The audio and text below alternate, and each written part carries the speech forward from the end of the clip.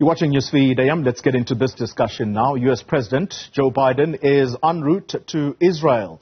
His visit comes amid the escalating violence between Israel and Hamas militants. Just yesterday, a hospital sheltering civilians was bombed, killing over 500 people, including children. Biden has since condemned the attack. Joining us now for this conversation is research associate at the African Center for the Study of the United States. That's at Wits University, Dr. Gideon Chitanga. Also, alongside him is associate editor at Daily Maverick, Brooks Spector. To both of you, gentlemen, thank you very much for your time.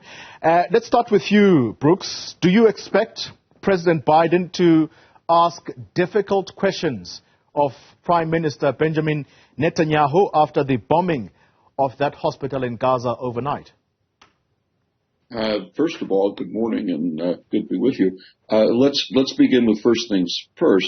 It is not entirely clear who was the cause of the explosion at the hospital. Obviously, it's a tragedy, regardless of who did it or what happened. But the Israelis are now vociferously disputing that it was their weapons, and they have accused the Islamic Jihad, which is aligned with but not part of Hamas, for a misfire of one of their rockets. And so, the matter is now increasingly murky as to where this came from and how it happened. With regard to your particular question, everything that Joe Biden brings up for discussion, and everything that is part of the discussion will be difficult. There will be no straightforward, simple versions of conversation, no warm, enthusiastic embrace, no arm in arm off into the sunset kind of visuals. There will be an agreement. There will be an understanding that the American government supports the Israelis in their struggle. There will also be an understanding from the Biden side, at least, that in a conflict zone, in a war, in battle, a whole range of international conventions must still be adhered to the maximum extent possible. Yeah. And at the same time, there will be discussion and straight talk about what is to be done and how it will be done to rescue hostages, even as the entire discussion will be overlaid with the question of how to bring this latest version of fighting to an end. Right. So there will, right from the beginning, it's going to be a hard, difficult conversation, and not without controversial angles to it. Dr. Chitanga, let's bring you into the conversation. Palestinian President Mahmoud Abbas cancelling, at least that's what is being reported. He has cancelled his expected engagement with President Biden following the bombing of that hospital. Yes, we don't know who has done it, given that the two sides seem to be blaming each other. What does that tell us about any diplomatic effort in the intervening period? So I agree with Brooks to the extent that he mentions the difficulties that President Biden will face as he arrives in Israel. I think that my major concern is that there is need to think the immediate, the medium, and the long term of this conflict. The immediate, obviously, is both cases of violence, the attack on Israel, and eventually Israel's attack on Gaza. The magnitude, intensity, and scope, and we still don't know where this will end, of the attacks in Gaza and the scale of the humanitarian pressure there. The loss of life has gone beyond I think what is expected from the conventions of war that we talk about. Yeah. And if you draw parallels between this conflict involving Israel, targeting Gaza now, or between Israel and Gaza, and you draw parallels to the conflict in Ukraine and China. My concern is key leaders would be reflecting and thinking, because these are conflicts that are happening at the same time. Mm-hmm. The global West, including the US, has exerted pressure and rallied the international community to hold Russia to account to human rights conventions. And I think everyone wants this to be seen to be happening in this conflict between Israel and Gaza. And secondly, the US is the most important global power because of the power that it occupies. So everyone would be listening to hear what Biden will say publicly and behind closed doors. I also think that the Arab states, they are very concerned because by not coming out and at least calling for a certain level of accountability and respect to the human rights of the Palestinians, they become implicated and players in the extensive destruction of life. Yeah. This is a difficult conflict. I think one thing that has been missing, at least in the past few years, it is the willingness of both conflict parties to start to look at a negotiated way of coexisting. And both, I think, the changing dynamics within the Palestinian communities of either militants or resistance groups, and also the growing intransigence and the shift towards right-wing politics within Israel is complicating issues, but it's clearly reflecting that the political behaviors that are emerging and trends that are emerging within these territories are feeding into severe conflict, which might threaten stability within the Middle East and probably implicate other global players. Yeah.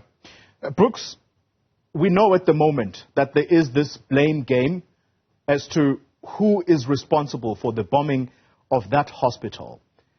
I suppose technology is going to have to be relied upon here, but if it is ultimately proven that it is an Israeli missile that bombed that hospital, can the state of Israel argue that it has not broken international law? Well, obviously, there are going to be a whole range of technological and technical analyses. They will include efforts to assay the components of what's left of the missile or bomb, where it was made, what it was made out of. The radar trajectory measurements, both from Israeli sources and elsewhere, are going to be called into question. It's going to take a while to finally identify the origins of it, the trajectory of it, and unfortunately not the impact of it, because that's quite clearly known. What's going to happen, and I think Dr. Chitanga is alluding to this, is everything that's happened up until now in this current version of the conflict. We can call this Chapter 1 for today. There has to be a Chapter 2, and what constitutes Chapter 2, and who will be involved in shaping and leading to the contents of Chapter 2.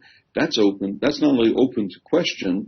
It's a matter of enormous urgency, and how that is accomplished is going to be an enormously difficult task.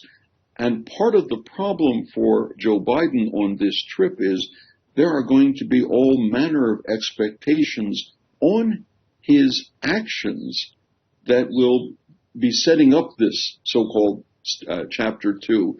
And it is almost certain that his success will be less than 100% in that regard. Less than 100% primarily because the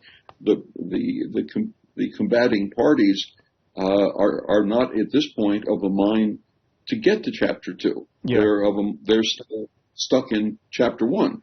And if that's true, Joe Biden is going to be, it'd be a little bit like him dragging a very large weight all by himself across the finish line over rough ground, in which other people are busy trying to push it the other way. And I mean, that's a visual image that, that works to a degree, but what we need to concentrate on is not simply the public statements that come out from the various parties. What we need to concentrate on is any outcomes that appear to happen once he's left the area. And that will be, I think, the most telling measure of any success or failure or simply neither of this current trip. Dr. Chitanga, I'm going to latch on to what Brooks is saying, and that beyond public speeches, there is going to be a need, or people are going to expect a material difference on the ground. And key to that is the opening of those humanitarian corridors. If they do open post this visit, could that be seen as at least a positive step forward, that President Biden touched down in Israel, and as a direct result of that, people in Gaza are going to start gaining access to aid, much needed at this time? Yes, I think that there is immediate need for opening of humanitarian corridors. I think that President Biden can exert more pressure on Israel to at least establish some safe zones for the populations of Gaza. I think that there is need to the discussion is focused on the opening of the Rafah border between Gaza and Egypt. And if I'm correct, there are other 6 borders that are controlled by Israel. The quantum of needs within Gaza is so huge that all these borders would need to be opened so that you need large quantities of a variety of basics, from water, medicines, just food provisions into that enclave to at least remedy what is a very desperate situation currently. So I think if that is achieved, that would be very key. But I think Biden should talk to Benjamin Netanyahu already about where are the points of exit out of this war. Wars are not new between Israel and Gaza. There have been cycles of violence, and this one has been described as the most extreme. And I think that as long as systematic oppression exists alongside desperation and suffering and people who are hopeless and they do not see themselves getting out of where they are stuck, there will always be circles of conflict in that part of the world. So what is key is that even as we are talking about the immediate short-term things, Israel, other parties in the Middle East, you have to really be thinking and talking about transforming that conflict to key phases where coexistence, peaceful coexistence, trying to work on how the political system in the whole area that is occupied by the Palestinians, Gaza, Ramallah, the West Bank, it can be reworked in cooperation with other key parties so that there is maybe a singular unified state that can coexist with Israel. There is a unified government that is legitimate from the perspective of Gazans, legitimate from the perspective of the international community, and Israel can engage with governments instead of engaging with militants. All right, gentlemen, I'm going to ask you to keep your last comments very brief. We are out of time. Brooks, Minister Naledi Pando's telephone call with the Hamas leader, was that a poor diplomatic move, or might it lead to positive outcomes? Well, the answer to that, of course, is rooted in what happens as a result of it. If it makes the leadership of Hamas feel that they are gaining international support and can continue their efforts, then it's less than a positive contribution. If it leads to Hamas doing something like releasing the hostages and agreeing to discussions about further conflict resolution activities, then it's positive. We're going to have to put we're going to have to put a question mark at the end of this one. I don't know, and I think we're going to have to find out. Dr. Chitanga, I'd like you to weigh in on this, given the fresh that's a standoff, between South Africa and the United States over the Russia-Ukraine conflict.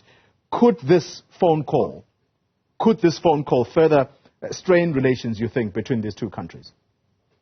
No, not really. I think that wherever there are conflicts, dialogue is the most important thing. Yes, like Brooks said, it might legitimize Hamas. But I think what is more crucial at this moment is to ensure that there is multiple levels of dialogue. The U.S. does not have a direct line with Hamas. It relies on other parties in the Middle East. So this could be crucial in South Africa providing another layer in terms of creating a dialogue about various issues that are worrying between Israel and Gaza, but also about the Middle East. So this is an important step for South Africa, which has always emphasized the dialogue in addressing conflict. All right. Thank you very much to both of you. Dr. Gideon Chitanga, he is with Wits University, and Brooks Spector, he is with the Daily Maverick. Thank you very much for your time.